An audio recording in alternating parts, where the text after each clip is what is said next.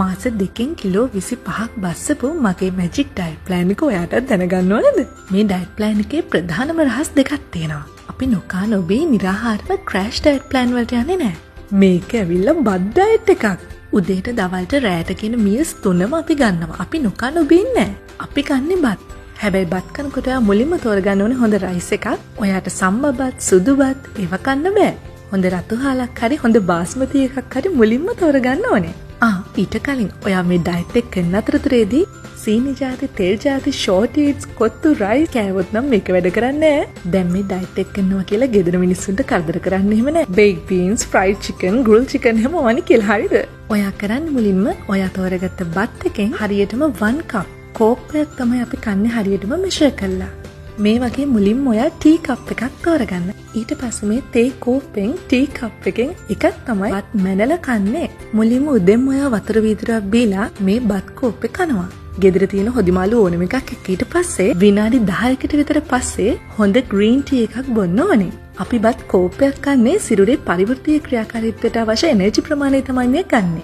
ගොඩක් අය කියන ඔයා අහලා ඇති අනේ මම නොකා නොබී බත් කන්නම නෑ මුකුත්ම කන්නේ නෑ ඒත් මාව කෙට්ටු වෙන්නේ නෑනේ කියලා. ඔයා ගොඩාක් නොකා ඉඳිහමත් සිරුරේ පරිවෘත්තීය ක්‍රියාකාරීත්වය හරියට වෙන්නේ නෑ. එතකොට අර අම්ල වර්ග සිරුරේ දහන ක්‍රියාවලිය හරියට වෙන්නේ නෑ. එතකොටත් ඔයාව කෙට්ටු වෙනවා අදයි. ඊට පස්සේ දවල්ටත් ඔයා හරියටම බත් කෝප්පයක් මැනලා බත් කෝප්පයක් කන්න පුළුවන් ගෙදර තියෙන හොදිමාළුත් එක්ක. වැඩට යන කෙනෙක් නම් හොඳම දේ තමයි උදේ බ්‍රෙක්ෆාස්ට් එකයි ලන්ච් එකයි ගෙදරින් අරගෙනම යන්න.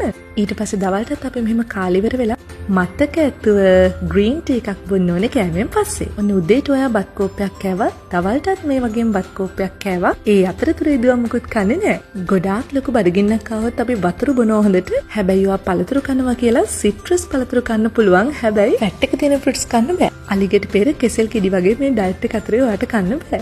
ඔන්න දැන් තමයි මැජික් එක පටන් ගන්නෙ.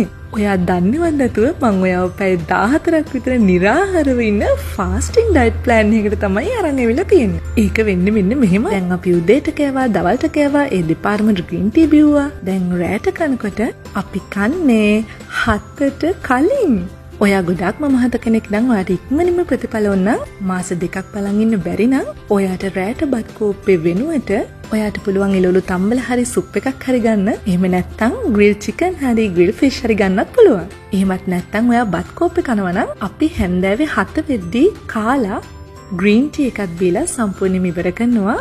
එතකොට අපි හැන්දෑවේ 7 ඉඳන් පහවදා උදේ බ්‍රෙක්ෆාස්ට් ගන්නකම් උදේ 8 9 වෙනකම් ඔයා දන්නේවත් නැතුව පැය 12කටත් වඩා නිරාහාරව ඉඳලා. දැන් මොකද වෙන්නේ? ඔයාගේ වැඩිපුර තැම්පත් වෙච්ච සිරුරේ මේදය ඔයාගේ ෆැට් එක සිරුරේ පරිවෘත්තීය ක්‍රියාකාරීත්වයට පාවිච්චි කරනවා. එතකොට බර්න් වෙනවා. මීටත් වඩා ප්‍රතිඵල ගන්න ඕන නම් තව පුංචි රහසක් කියලා දෙන්න. මේ ඩයට් එක යන අතරතුරේදීම ඔයාට පුළුවන් දවසට විනාඩි 20ක් එකම වේගෙන් ඇවිදින්න හරි දුවන්න හරි මොකක් හරි ශරීරයේ වෙහෙසන ක්‍රියාකාරකම් දෙන්න. ඊටම ඔයා මේ ඩයට් එක කරන්න. එතකොට ඔයාගේ වැඩිපුර මේදේ තැම්පත් වෙච්ච හැමදේම කෙට්ටු වෙලා මේදේ දහණය වෙලා ඔයාට ලස්සන සිරුරක හිමිකාරයෙක් වෙන්න පුළුවන්.